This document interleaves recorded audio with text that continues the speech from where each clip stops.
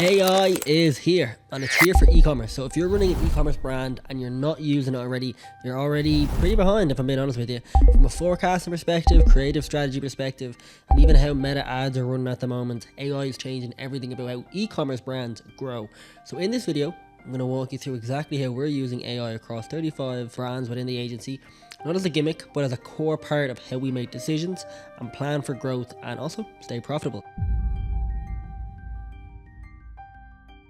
So let's be clear, we're not using AI to, set and forget anything. We don't really want to replace any of the creativity that comes with the brand either. But we're using it to think faster, spot smarter opportunities, and make better decisions. So right now, our biggest use case is in the creative strategy side of things. So we just take screenshots of our best performing meta ads and plug them into tools like ChatGPT or Claude. And we ask, what makes this ad effective? What similar pain points or angles could we use? How could we reposition this to a different customer segment? So we're not asking AI to design the ad, although tools like creative AI are getting there, but we are using it to build smarter briefs for our team or for UGC creators. This is where AI really shines right now, and it helps you think at scale. So one winning ad could very quickly become 10 new concepts in 10 minutes, and you're not starting from scratch like we used to.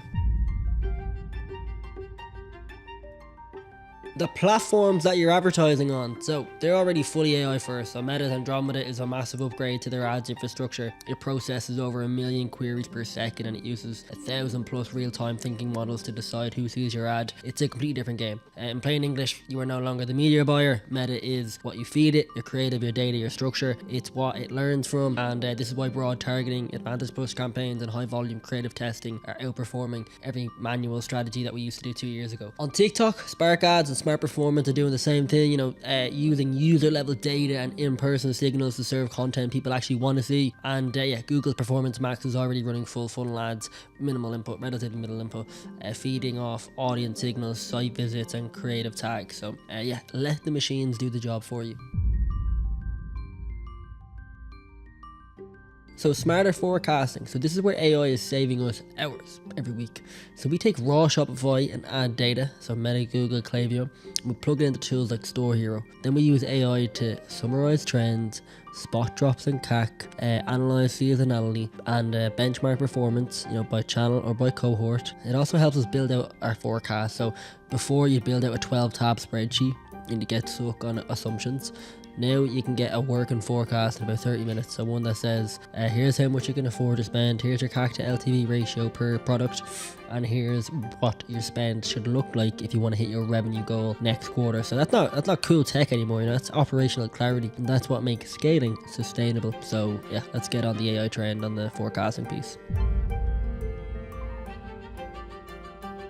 We also use AI to analyze the market fast. So here's what that looks like. So we drop in a competitor's product page or ad script and ask AI to break down their pitch. We scrape review data and ask, what do customers really care about in this category? We then use that insight to reposition offers, adjust messaging, or find angles that we're missing completely. And this helps us avoid creative guesswork, and it hit faster with messaging that resonates. So you're not just copying your competitors, you're using AI to reverse engineer what makes them work. It's a pretty cool hack, to be honest. So